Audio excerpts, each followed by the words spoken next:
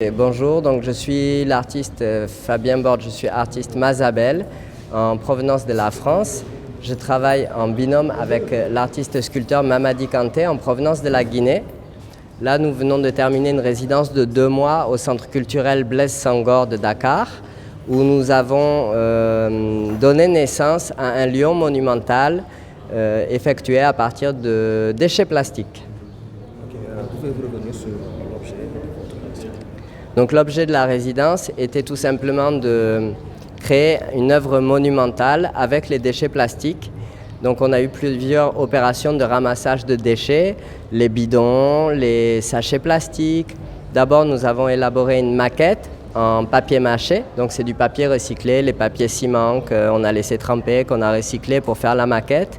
Et ensuite nous avons fait le lion monumental à partir de morceaux de bidons d'huile et également de métaux recyclés par-ci par-là. Pouvez-vous nous rappeler, par exemple, les échéances, les étapes que vous avez menées par rapport à cette œuvre? Oui, Voilà. J'ai pas compris. les étapes de l'œuvre. Les étapes de l'œuvre. De manière détaillée. Hein? De manière détaillée, les étapes de l'œuvre. D'abord, je me présente. Hein? Je suis Mamadi Kanté, artiste sculpteur diplômé de l'Institut supérieur des arts de Guinée. On a fait ce travail, le lion, avec les fers et les plastiques. D'abord, on a fait la maquette avec le papier mâché. Voilà, donc, et c'est ça.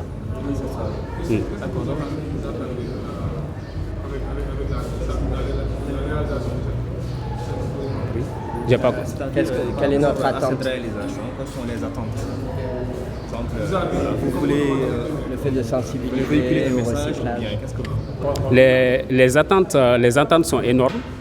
Voilà, justement, c'est pour sensibiliser la nouvelle génération, puisque c'est nous qui sommes les acteurs justement de la société, cette jeunesse et cette nouvelle génération. C'est pour justement transmettre un message à la future génération, comme quoi l'art n'a pas de frontières, on peut utiliser toutes sortes de déchets pour exprimer son art, quoi. Alors tout à l'heure, vous avez, si je me trompe pas, c'est placé, n'est-ce pas? Alors, tout à l'heure, vous avez, c'est monsieur là, s'il vous plaît, Oui, j'ai oublié le nom. oui, Fabien. Tout à l'heure, vous avez conseillé la transformation des déchets plastiques.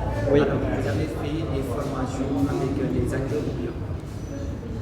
C'est-à-dire pour les expliquer ou bien essayer de faire quelque chose pour que les Alors, on travaille... pour transformer les déchets plastiques. Alors, on travaille les déchets plastiques. Pourquoi?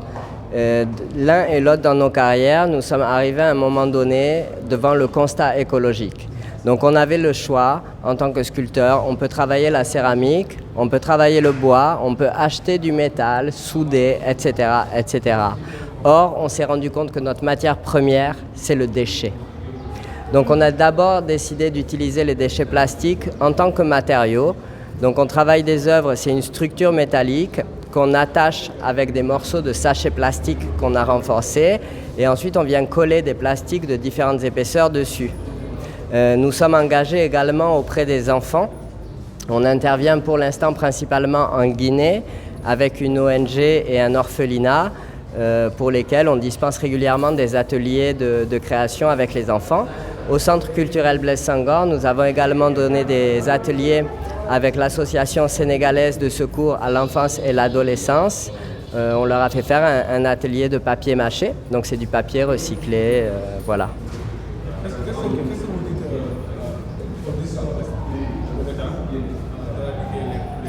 À l'État? C'est bien. Félicitations. Allons, cheminons ensemble. Là, je ne sais pas, en fait, pardon, mais m'adresser à un gouvernement, ce n'est pas du tout mon rôle en tant qu'artiste. Donc je pense que le gouvernement tient son rôle et le tient très bien, fait très bien les choses. Il y a des ramassages qui sont organisés, il y a des poubelles partout dans la rue. Donc je ne pense pas avoir de leçons à donner à l'État. Maintenant, on sait très bien que quand un gouvernement met des choses en place, le peuple est plus long à réagir. Donc nous, en tant qu'artistes, on se doit aussi d'agir de cœur avec les gouvernements auprès des enfants, en offrant des ateliers, en faisant des œuvres d'art et en laissant le message perdurer dans le temps pour devoir de mémoire tout simplement. Mais le gouvernement fait son rôle, donc super. Interdisons les sachets plastiques, remplaçons-les par des sachets en carton par exemple qui vont être dégradables, mais je ne pense pas avoir ce type de leçon à donner au gouvernement qui fait très bien son rôle. Merci à vous.